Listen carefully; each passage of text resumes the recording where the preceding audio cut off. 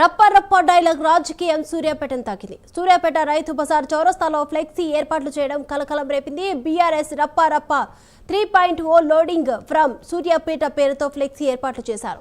స్థానిక సంస్థల ఎన్నికలతో మొదలు 2028 అసెంబ్లీ వరకు జగదీష్ రెడ్డి సారథ్యంలో మేం రెడీ అంటూ ఫ్లెక్సీ ఏర్పాట్లు చేశారు.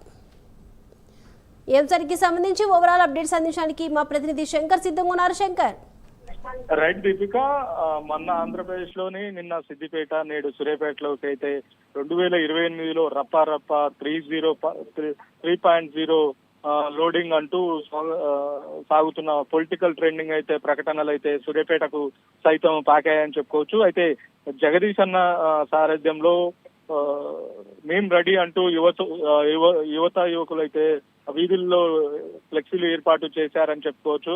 అయితే ప్రజల్లో ఆసక్తిని రేపుతున్న ఈ ప్రచారం పర్వం తదుపరి స్థానిక సంస్థ ఎన్నికలు ఏవైతుండేవో స్థానిక సంస్థ ఎన్నికలకు సన్నిహంగా కనిపిస్తుందని కూడా చెప్పుకోవచ్చు. సూర్యాపేట రైతు బజార్ చౌరస్తాలో ఏర్పాటు చేసిన ఈ ఫ్లెక్సీలు సూర్యాపేటలో హాట్ టాపిక్ గా మారాయని కూడా చెప్పుకోవచ్చు. యువతల్లో ఈ క్యాంపెయిన్ ముందుకు మద్దతు పెరుగుతుందని చెప్పుకోవచ్చు.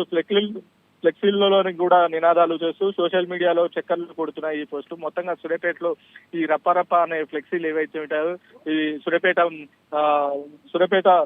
చెందిన కొంతమంది యువకులు యువకులు ఈ ఫ్లెక్సీలను ఏర్పాటు చేశారు. ఈ ఫ్లెక్సీలు స్థానికంగా కూడా కొద్దిగా కలకల రేపుతున్నాయి.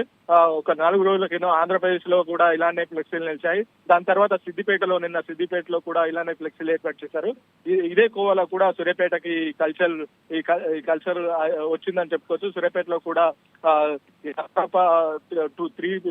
రప్పరప్ప 3.0 లోడింగ్ అంటూ కూడా ఫ్లెక్సీలను ఏర్పాటు చేశారు. 2028లో స్థానిక సంస్థ ఎలక్షన్లు ఏవైతే ఉంటాయో దానికి మేము రెడీగా ఉన్నామంటూ టీఆర్ఎస్ సూర్యాపేట జిల్లాకు సంబంధించిన బీఆర్ఎస్ నాయకులు మాత్రం ఈ ఫ్లెక్సీలను ఏర్పాటు చేయడం స్థానికంగా కొద్దిగా కలకలం లేపుతుందని కూడా చెప్పుకోవచ్చు. ఈ ఫ్లెక్సీలు ఏవైతే ఉంటాయి ఫ్లెక్సీలు కూడా కొద్దిగా ఆసక్తికరంగా రప్పరప్ప అనే డైలాగ్ ఏదైతే ఉంటుందో ఒక సినిమా డైలాగ్ ని ఫ్లెక్సీల మీద ఫ్లెక్సీలు ఏర్పాటు చేసి రప్పరప్ప అనే డైలాగ్ కూడా కొద్దిగా అలచల్ చేస్తున్నట్టుగా కనపడుతుంది.